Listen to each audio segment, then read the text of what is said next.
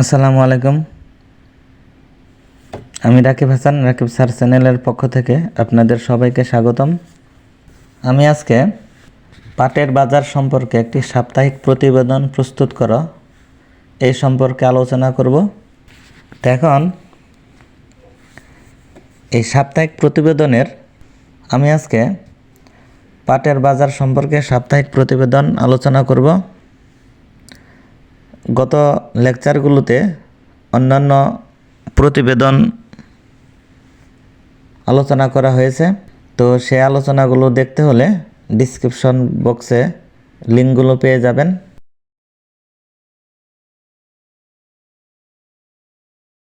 এখন প্রশ্নে আসতে পারে draft a jute market report using imaginary figure, অর্থাৎ যে কোনো কাল্পনিক একটা ফিগার নিয়ে আকার নিয়ে পাটের বাজার সম্পর্কে প্রতিবেদন প্রস্তুত করা, অথবা বলা থাকতে পারে দৌলতপুরে weekly market report on the jute market, অর্থাৎ দৌলতপুর পাটের বাজার সম্পর্কে একটি সাপ্তাহিক প্রতিবেদন প্রস্তুত করতে বলা হয়েছে। এখন এটা অ্যান্সার এভাবে লিখব: ইন্ট্রোডাকশন, সূচনা, name of the report, weekly report on jute market, অর্থাৎ প্রতিবেদনের নাম হলো সাপ্তাহিক প্রতিবেদন, সেটা হলো পাটের বাজার সম্পর্কে। Name of the market Daulatpur. তো এখন যদি যে কোনো বাজার সম্পর্কে আসে, তো আপনার পরিচিত বা কোনো পাটের বাজার নাম উল্লেখ করলেন, অথবা দৌলতপুর যদি আসে নামে দৌলতপুর দিতে পারবেন, বা অন্য কোনো নামে যদি আসে ওই দৌলতপুরের জায়গায় ওই নামটা, বাজারের নামটা উল্লেখ করে দেবেন। নেম অফ দ্য প্রোডাক্ট র জুট, কাঁচা পাট। তো এখন আমরা কাঁচা পাট বলতে আসলে কী বুঝি, অর্থাৎ যে কোনো পণ্য তৈরি করার আগ পর্যন্ত যে অবস্থায় থাকে সেটাকে বলা হয় কাঁচা পাট। অথচ শুকনা পাটই কিন্তু আমাদের কাঁচা পাট হিসেবে ওইটাকে চিহ্নিত করা হয়। অর্থাৎ একটা পণ্য তৈরি করার আগ পর্যন্ত আমরা পাট দিয়ে রশি তৈরি করা হয়, পাট দিয়ে ব্যাগ তৈরি করা হয়, বা বিভিন্ন ধরনের উপকরণ তৈরি করা হয় পাট দিয়ে। তাহলে পাট দিয়ে কোনো পণ্য তৈরি করার আগ পর্যন্ত যে পাটের যে অবস্থা থাকে ওইটাকে আমরা সাধারণত র জুট বলে থাকি, কাঁচা পাট বলে থাকি। ডিউরেশন, সময়কাল, যেহেতু এটি সাপ্তাহিক প্রতিবেদন, এখানে 10 অক্টোবর থেকে 17 অক্টোবর 2022 দেওয়া হয়েছে। তো আপনারা পরীক্ষার যে মাসটা থাকবে ওই সংশ্লিষ্ট মাসের এক সপ্তাহের সময়কাল উল্লেখ করতে পারেন। রিপোর্ট রাইটিং টাইম, লেখার সময়, তো এক সপ্তাহের পরে 2-1 দিনের পরে আপনি রিপোর্টটা মূলত লিখবেন, তারিখটা দেখবেন ওই হিসাব করেই।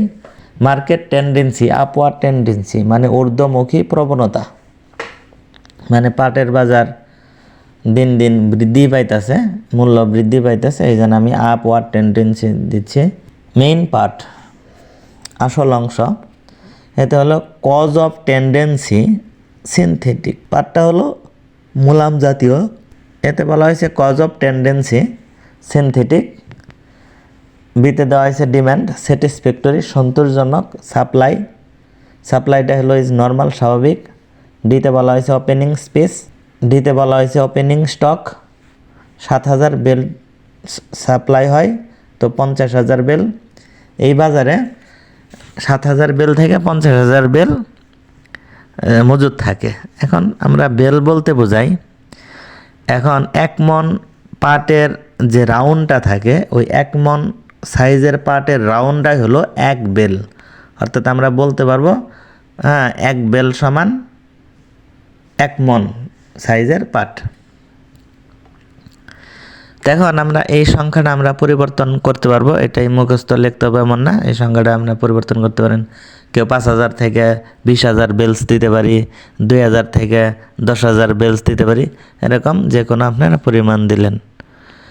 নেচার অফ ট্রেড, এখানে ব্যবসার প্রকৃতি হলো নো ক্রেডিট, কোনো বাকি নাই। এখন যদিও বাকি লেনদেন নাই লেখা, কিন্তু আসলে পরিবেশ পরিস্থিতির কারণে অনেক সময় নগদ বাকি দুইটাই করতে হয়। এতে হলো কোয়ান্টিটি, ক্যাশ সেল 3,000 বেলস, এখানে কোয়ান্টিটি ক্যাশ সেল নগদ বিক্রি 3,000 বেলস এবং ক্রেডিট সেল বাকি বিক্রি 40,000 বেলস। তো এখন এই সংখ্যাটা আপনি পরিবর্তন করতে পারবেন। এখানে যেহেতু আমি 7,000 বেল থেকে 50,000 বেল স্টক থাকে, মজুদ থাকে। এখানে আমি এর মধ্যে লিখছি 3000 বেল থেকে 40,000 বেল। এখন আমি যদি লিখি ক্যাশ সেল 60,000 বেল, ক্রেডিট সেল 1,00,000 বেল, এটা কিন্তু হবে না, কারণ আমাদের যে পরিমাণটা 7,000 বেল থেকে 50,000 বেল, এর মধ্যে একটা পরিমাণ করে আপনি লিখে দেন কম বেশি। প্রাইস ট্রেন্ড, এখানে প্রাইসটা হলো, প্রাইসের ধারাটা হলো ল বাই 1500 টাকা থেকে 1700 টাকা পার বেল। এখন আমি এই জায়গায় আমি 1500 টাকা থেকে 1700 টাকা পার বেল দিলাম। এখন বর্তমান দাম অনুযায়ী 3,3500 পার বেল হতে পারে, বা তার চেয়েও বেশি হতে পারে। সাম্প্রতিককালে যে পাটের বাজার মন হিসেবে যে দাম, ওইটি আপনারা এখানে লিখে দিলেন। 4 নাম্বার কনক্লুশন, উপসংহার। দিস আপওয়ার্ড টেন্ডেন্সি, ঊর্ধ্বমুখী প্রবণতা রিমেইন থাকবে আপ টু পর্যন্ত নেক্সট 5 উইক, পরবর্তী 5 সপ্তাহ পর্যন্ত পাটের বাজার ঊর্ধ্বমুখী থাকবে।